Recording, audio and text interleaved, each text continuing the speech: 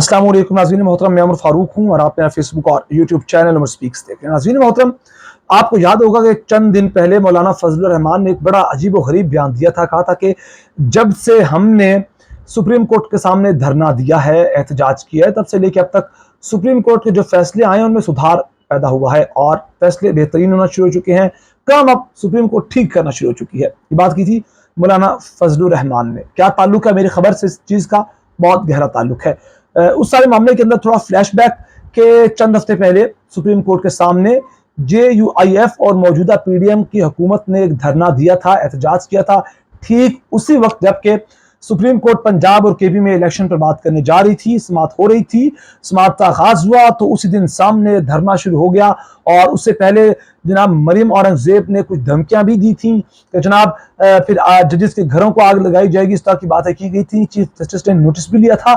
तो उस दिन चीफ जस्टिस ने समाअत एक हफ्ते के लिए वो क्या कहते हैं मुअत्तल कर दी थी, बढ़ा दी थी, आगे एक्सटेंड कर दिया था। तो उस सारे मामले के अंदर फिर क्या हुआ, वो धरना उसी दिन ही जनाब खत्म हो गया। उसके बाद फिर ये बयान आया जो पहले मैंने आपको बताया था कि वो कहते हैं कि सुधार आ गया है। चलें, बहुत अच्छी बात है, आपने मान लिया कि सुप्रीम कोर्ट जो फैसले करती है वो ठीक करती है और अब फैसलों में सुधार आ चुका है। इसका मतलब है कि यानी अब सुप्रीम कोर्ट जो फैसले करेगी आप उसको मानेंगे, आप उसकी तारीफ करेंगे, क्योंकि आप पहले कह चुके हैं कि सुधार आ चुका है। तो जनाबे वाला, अब खबर की जानी बातें हैं। वो खबर देने से पहले मैं आपसे रिक्वेस्ट करूंगा कि अगर आपने मेरा चैनल सब्सक्राइब नहीं किया तो प्लीज मेरे चैनल को सब्सक्राइब कर लीजिए। तो सबसे पहले जनाब, सुप्रीम कोर्ट ने पंजाब और KP में इंतखाबात पर जो अज खुद नोटिस लिया था उसका तफसीली फैसला आ चुका है। वो तफसीली फैसला क्या कहता है? अब मुझे लगता है कि PDM को मौलाना फजलुर रहमान को इस फैसले पर कोई उंगली नहीं उठानी चाहिए, क्योंकि वो खुद कह चुके हैं कि सुधार आ चुका है, फैसले ठीक हैं, मान चुके हैं। तो यकीनन जो फैसला आया है ये भी ठीक होगा। इस फैसले में क्या कहा गया है? ये 43 पेजेस पर मुश्तमिल ये फैसला है जो जस्टिस मुनीब अख्तर ने तहरीर किया है। फैसले में 14 सफ़हात पर मुश्तमिल इख्तिलाफी नोटिस भी शामिल किए गए हैं। फैसले में कहा गया कि सुप्रीम कोर्ट के इंतखाबात से मुतालिक फैसले को 4 और 3 का कहना बिल्कुल गलत है। 7 रुकनी बेंच बना ही नहीं तो 4 और 3 का तनासुब कैसे हो सकता है? आपको याद होगा कि जनाब ये PDM के तमाम लोग कहते थे कि जनाब ये एक अकलियती बेंच है 2-3 का, हम तो 4-3 के बेंच के फैसले को मानते हैं। तो लिहाजा जो तहरीरी फैसला उसमें कहा गया कि 4 और 3 वाला बेंच तो बना ही नहीं। वो कहते हैं इसका तनासुब कैसे हो सकता है, जो बात आप करते हैं। चीफ जस्टिस ने इलेक्शन मामले पर सबसे पहले 9 रुकनी लार्जर बेंच तश्कील दिया। फैसले में लिखा गया है कि 9 रुकनी लार्जर बेंच ने 23 फरवरी को पहली समाअत की और फिर टी रूम में मुलाकात की। उसके बाद क्या हुआ? और उस मुलाकात के अंदर 9 जजेस ने मुतफिका तौर पर फैसला किया, जिसे 27 फरवरी को जारी किया गया जब बेंच टूटा था। और तफसीली फैसले में बेंच की असर 9 तश्कील के हुक्मनामे का हवाला दिया गया। फैसले के मुताबिक चीफ जस्टिस ने इंतखाबात के मामले पर पहले 9 और फिर 5 रुकनी बेंच सिर्फ 2 बेंचेस तश्कील दिए।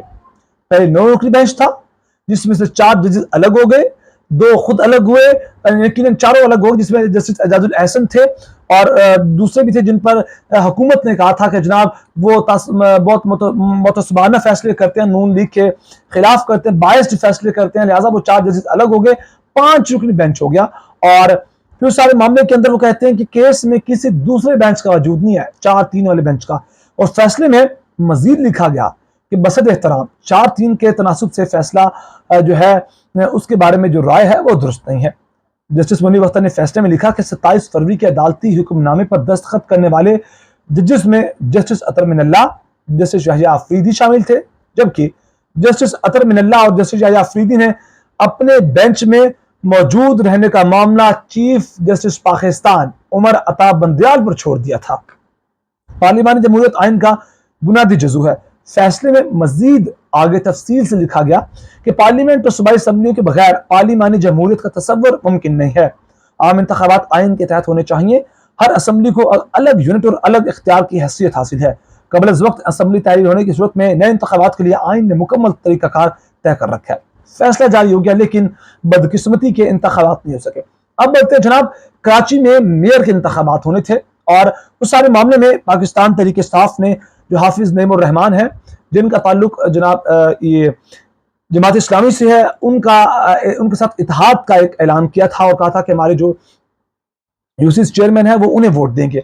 لیکن اس وقت خبریں کچھ ایسی ہیں کہ جناب خبریں ایسی ہیں کہ تقریباً 30 سے زائد جو یو سی چیئرمین ہیں ان کا جو اجلاس ہوا، انہوں نے کہا کہ ہم جماعت اسلامی کو ووٹ نہیں دینے جا رہے، یعنی کہ پاکستان پیپلز پارٹی نے سندھ میں اپنا کام کر دکھایا۔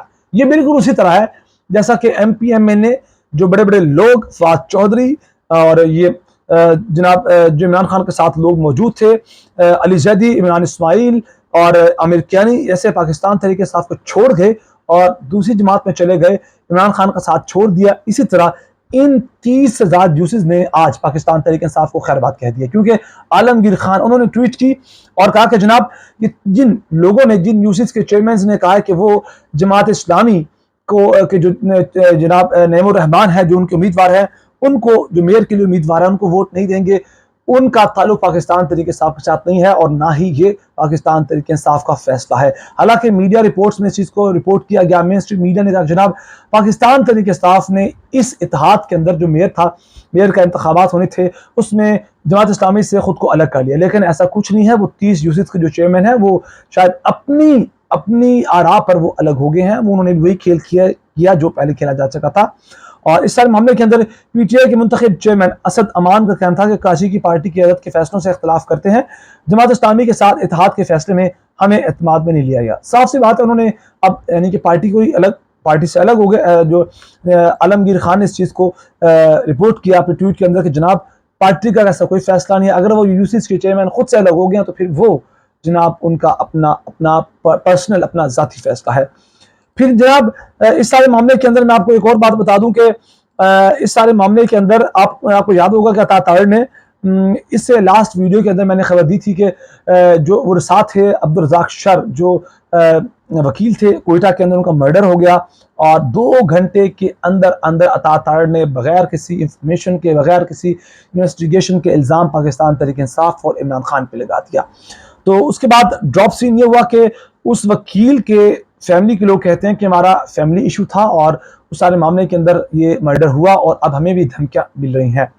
اس کے بعد اب پاکستان تحریک انصاف نے جناب والا عبدالرزاق شر کے قتل کا الزام چیئرمین تحریک انصاف پر لگانے کے یعنی کہ جو انہوں نے لگایا عطا طاہر نے، اس کی وجہ سے سخت قانونی کارروائی کا ایک آغاز کیا ہے اور اس سارے معاملے کے اندر عطا طاہر کے خلاف قانونی کارروائی کا آغاز چیئرمین تحریک انصاف کی ہدایت پر کیا گیا اور پی ٹی آئی کے وکیل بیرسٹر ابو ذر سلمان خان نیازی نے عطا طاہر کو 10 ارب روپے کا ہرجانہ بھرنے کی وہ جناب والا نوٹس بھجوا دیا کہ جناب آپ نے یہ کیسے کام کر لیا، اور عطا طاہر سے ہرجانے کے طور پر ملنے والی رقم شوکت خانم کو عطیہ کی جائے گی۔ 10 ارب روپے کس نے دینے، کون دے گا، کیا عطا طاہر اتنے پیسے دے سکتے ہیں، کیا وہ دیں گے، وہ ایک الگ بات ہے، لیکن کتنے کانفیڈنس سے کہا گیا کہ وہ جناب شوکت خانم کو عطیہ کی جائے گی، ملنے ہی نہیں ہے جناب، تو کیا عطیہ کی جانا۔